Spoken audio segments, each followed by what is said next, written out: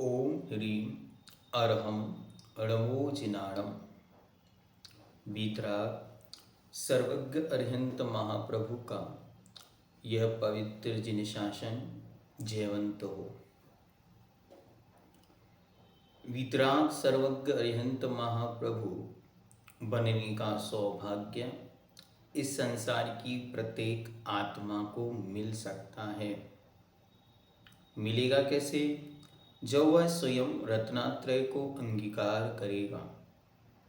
उनमें से ही एक महान आत्मा है सर्वज्ञ देव श्री राम, जिनकी दिव्य कथा विरधकाय पद्म पुराण नामक जैन ग्रंथ में मिलती है। आइए उस विरहद राम कथा का कुछ अंश यहाँ पर आपके सामने रखते हैं, जिसमें श्री राम चरित्र का वर्णन किया गया है। इसका एक सारांश वीडियो भी पूरे पद्म पुराण का उपलब्ध है। उसकी लिंक आपको डिस्क्रिप्शन में मिल जाएगी। आइए देखते हैं।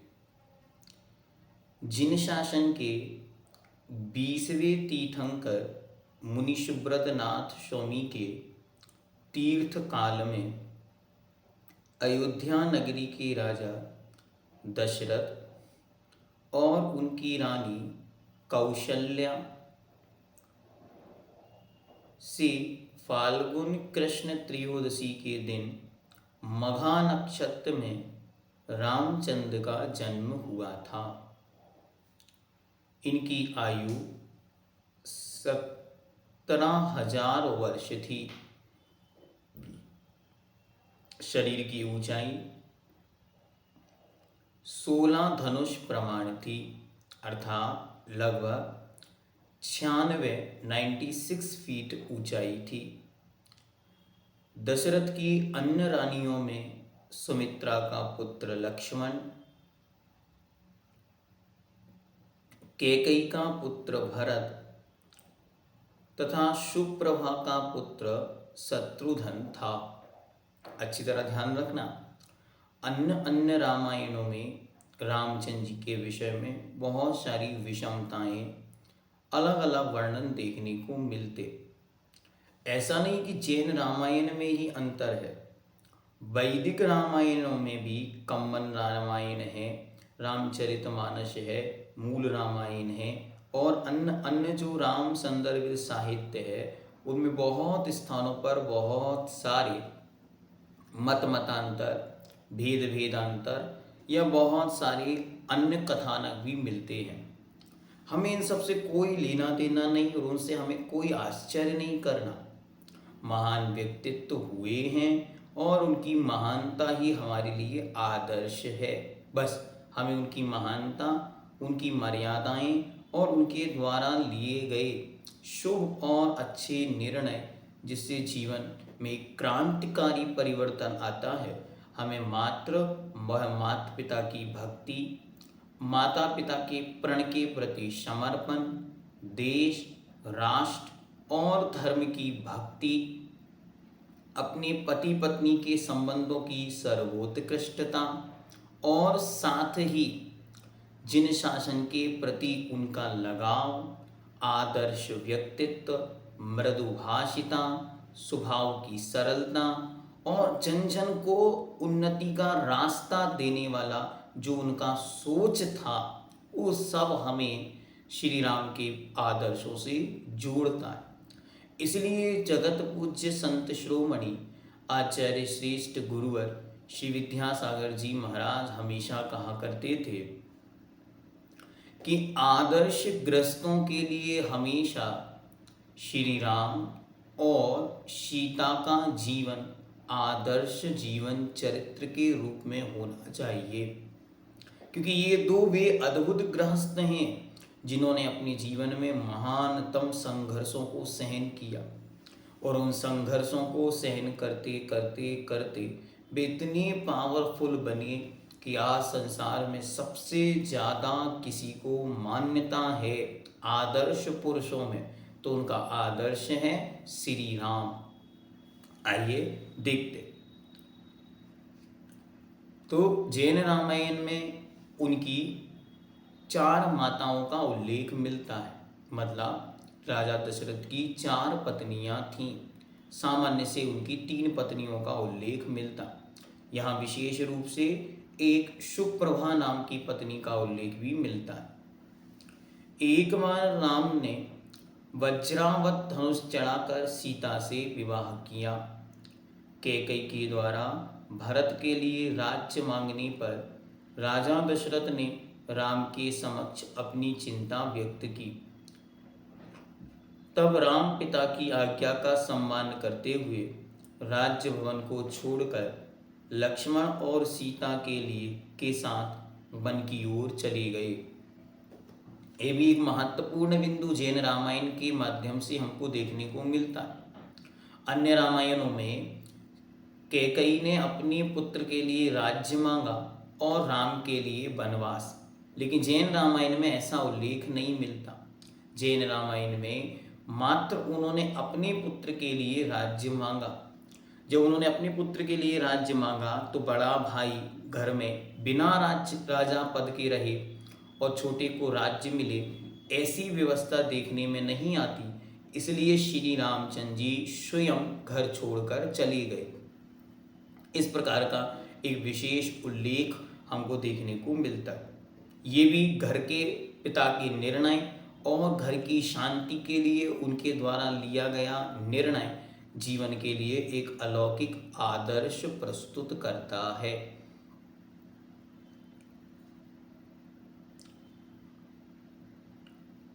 राम के वनगमन करते ही शोक संतप्त पिता दशरथ को संसार स्वार्थी है, इस प्रकार का चिंतन करते ही वैराग्य हो गया। और जब उन्होंने ये सब दिशा देखी तो दशरथ जी को वैराग्य हो गया।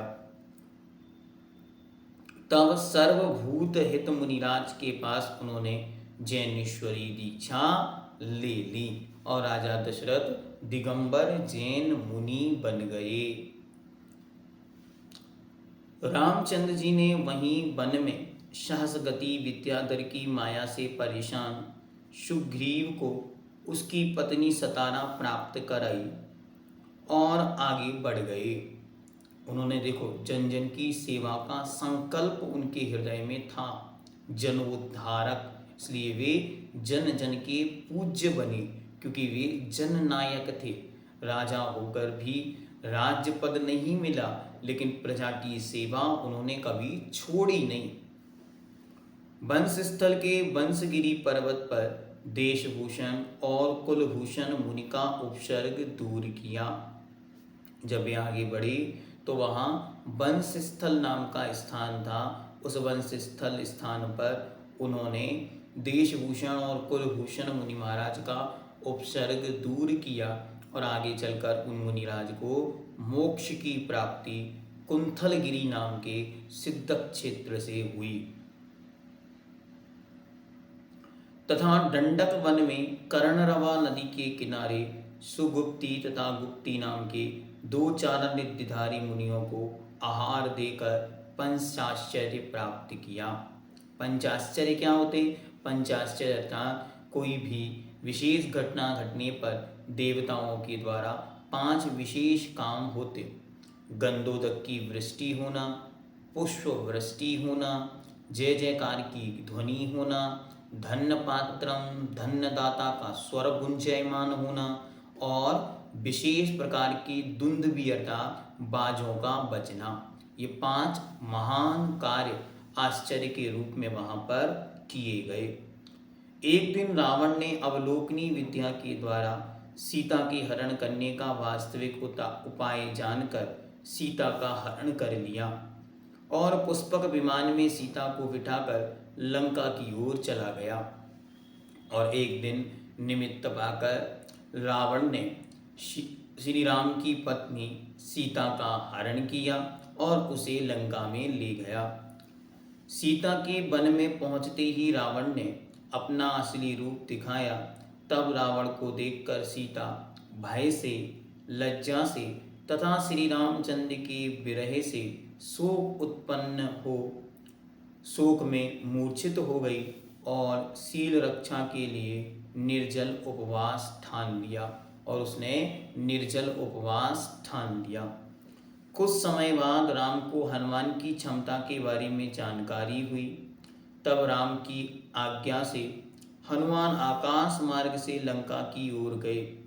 लंका में पहुंचते ही सर्वप्रथम भौरों के समान आकार बनाकर संपूर्ण लंका सहित रावण के महल की जानकारी ली।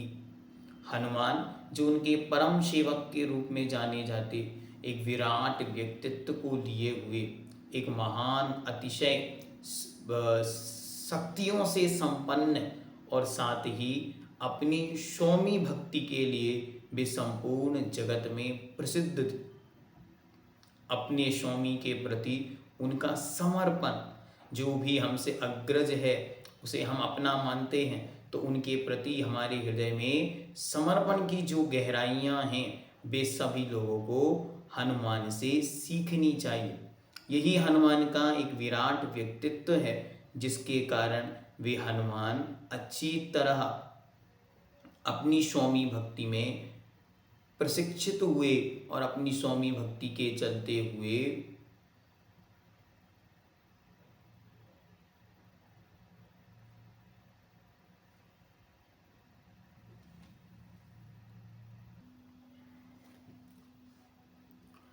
तो श्री राम के साथ साथ हनुमान का भी दिव्य व्यक्तित्व है, चरित्र है, और वो जगत के लिए आदर्श रूप है। उनकी स्वामी भक्ति, उनका समर्पण और उनका सेवा भाव जनमानस के लिए सदा सदा अनुकरणीय रहेगा। तदनंतर नंदन वन के प्रमद उद्यान में सिंसपा वृक्ष के ऊपर बैठकर हनुमान ने प्लवग नामक विद्या के द्वारा अपना बंदर जैसा रूप बना लिया। अच्छी तरह जैन रामायण पढ़ने पर पता चलेगा आपको कि हनुमान का स्वरूप कभी भी बानर की तरह नहीं रहा। वे बानर वंशी थे, लेकिन उनका स्वरूप तो कामदेव के समान अत्यंत सुंदर था। और ना वन की रक्षा करने वाले सैनिकों को बेहोश कर विनीत भाव से सीता के सामने खड़े होकर श्री राम द्वारा प्रदत्त चिन्ह और राम के संदेश को सुनाया। तब सीता आश्वस्त हो हर्ष को प्राप्त हुई। राम हनुमान के निवेदन करने पर सीता ने 11वें दिन आहार ग्रहण किया, मतलब 11 दिन तक वह निर्जल उपवास करती रही। रामचंद्र जी ने हनुमान एवं सुग्रीव की सहायता से 50 करोड़ 84 लाख भूमि गोचरी मतलब जमीन पर चलने वाली लोगों को भूमि गोचर बोलते हैं, एवं 3 करोड़ विद्याधर मतलब जो विशेष विद्याओं से युक्त होकर आकाश में गमन करते हैं, उन्हें विद्याधर कहते हैं। विद्याधरों की सैन्य शक्ति के साथ लंका की ओर प्रस्थान किया। 20 योजन विशाल रणभूमि में राम और रावण में करीब 4.5 माह तक युद्ध होता रहा। अंत में रावण द्वारा प्रहार किए गए चक्र को प्राप्त कर लक्ष्मण ने वही चक्र चलाकर रावण का वध कर दिया।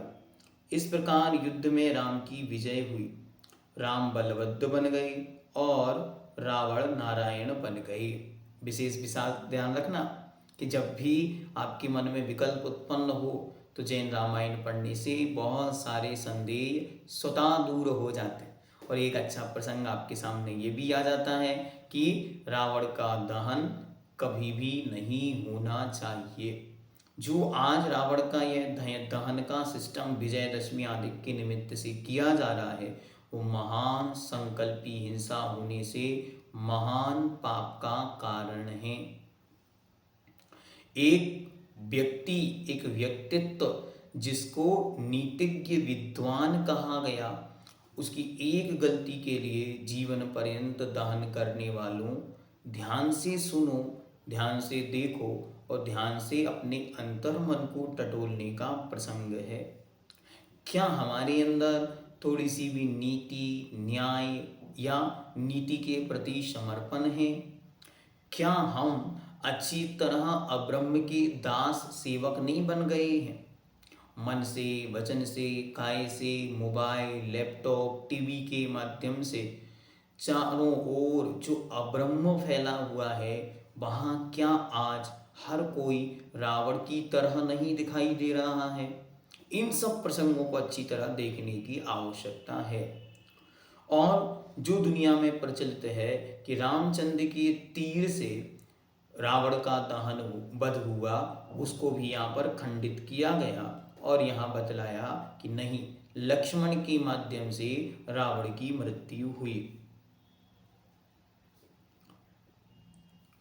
जिस दिन रावण का मरण हुआ, उसी दिन के अंतिम प्रहर में अनंतवीर नामक केवली मुनिराज अपने 96,000 आकाशगामी उत्तम मुनिराजों के साथ कुसुमोद्यान नामक वन में पधारे। और तभी रात्रि के पिछले प्रहर में अनंतवीर मुनि को केवल ज्ञान प्रकट हो गया। अनंतवीर मुनि वहां से आए और यहाँ आते ही उन्हें केवल ज्ञान हो गया। जैसे ही उन्हें केवल ज्ञान हुआ, चारों ओर देवताओं का आगमन हुआ, समाचार सब ओर फैल गया। हर्षित, उल्लसित, आनंदित सब लोग कहते हैं, हे भगवान, हे मुनि महाराज, आप एक रात्रि पूर्व आ जाते तो सारा संसार बदल जाता। क्यों? क्योंकि जहाँ मुनि महाराज आते हैं वहाँ हर्ष प्रीति फैल जाती है। जहाँ केवली भगवान आते हैं वहाँ चारों ओर सुभिक्षता हो जाती, तो वहाँ युद्ध आदि सब विराम को प्राप्त हो जाते। तब वहीं इंद्रजीत, मेघवाहन, भानु, कुंभकर्ण आदि ने निर्गंत मुनि दीक्षा एवं मंदोदरी व चंदनखा ने आदि का व्रत धारण कर लिए। राम, लक्ष्मण और सीता से 6 वर्ष तक लंका में ही रहे।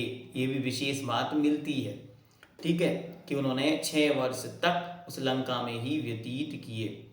तत्पश्चात संपूर्ण राज्य विभीषण को सौंपकर पुष्पक विमान से वे सब अयोध्या आ गए।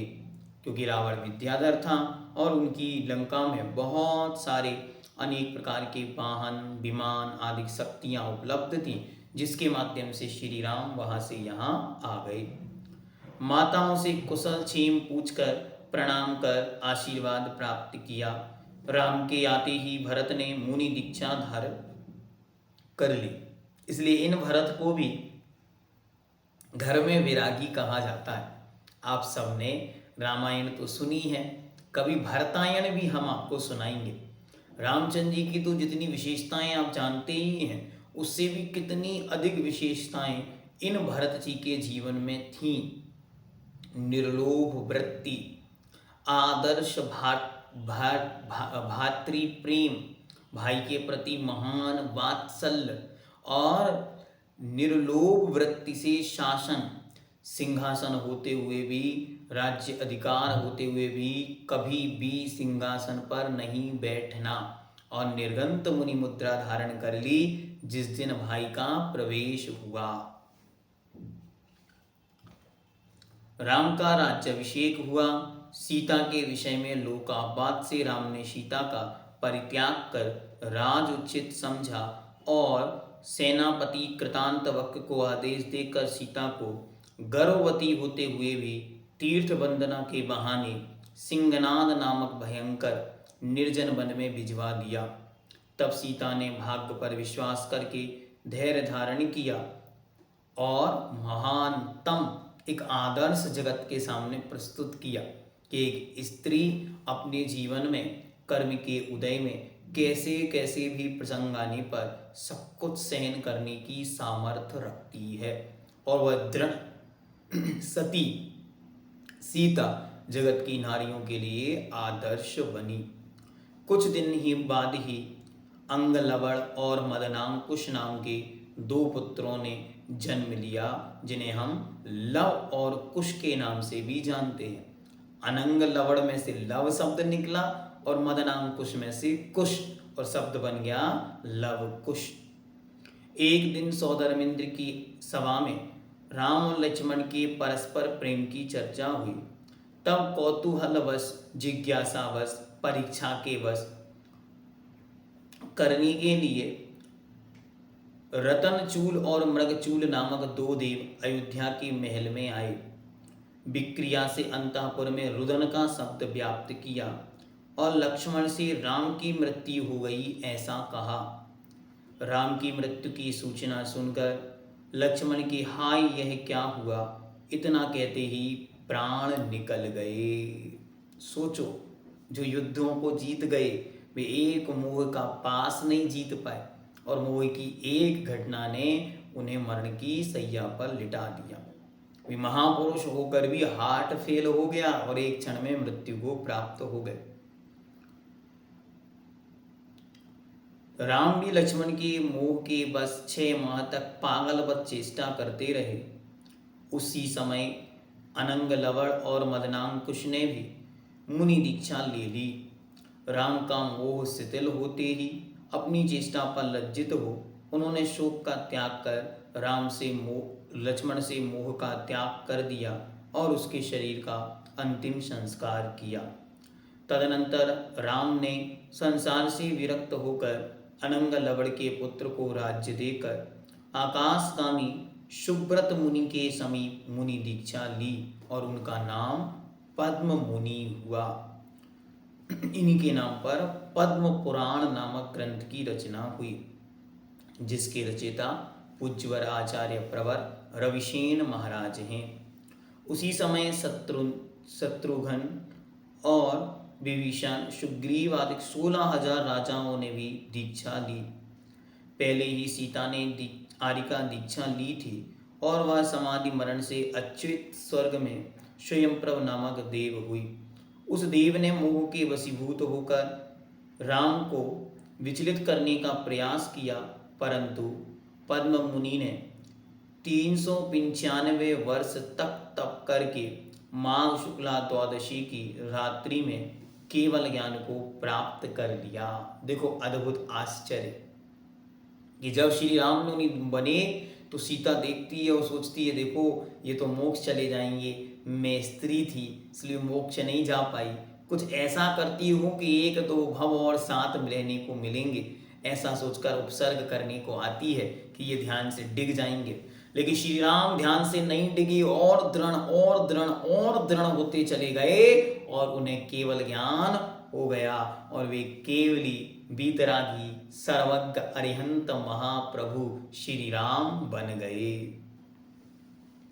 भक्ति से प्रेरित हो सीता के जीव ने केवल ज्ञानी श्री राम की पूजा की और अनुराग भाव के प्रति क्षमा याचना की। इसके बाद 600 वर्ष बाद फाल्गुन शुक्ल चतुर्दशी के दिन प्रातः बेला में श्री रामचंद्र जी ने संपूर्ण कर्मों को नष्ट कर मांगी तुंगी नामक जो महाराष्ट्र में स्थान है वहाँ की तुंगी गिरी से निर्वाण मोक्ष को प्राप्त किया। और जय बोलो सिद्ध सर्वज्ञ देव श्री रामचंद्र महाराज की जय। मांगी तुंगी सिद्ध धाम की जय। और मांगी तुंगी से उन्होंने अपने जीवन का उपसंहार किया और वे श्री रामचंद्र भगवान अनंतानंत सिद्धों की दिव्य श्रेणी में जाकर अनंत काल के लिए विराजमान हो गए। अब वे लौटकर पुनः इस धरती पर कभी नहीं आएंगे। हम सब महान श्रुत परंपरा और इस वीतराग अरिहंत देव के जिन शासन को अनंतों नमन करते हैं कि यहाँ ऐसी उदार वृत्ति के साथ संपूर्ण जगत के जीवों का कल्याण करते हुए जीव अंत में अपने आदर्श व्यक्तित्व को जगत के सामने स्थापित करते हुए और मुक्ति को प्राप्त हुए। पूज्य आचार्य भगवंत विद्यासागर जी महाराज कहा करते थे, अरे भगवान महावीर स्वामी से भी बहुत पहले हुए हैं श्री राम और वे श्री राम जन जन के आदर्श थे, आदर्श हैं और सदा सदा आदर्श रहेंगे।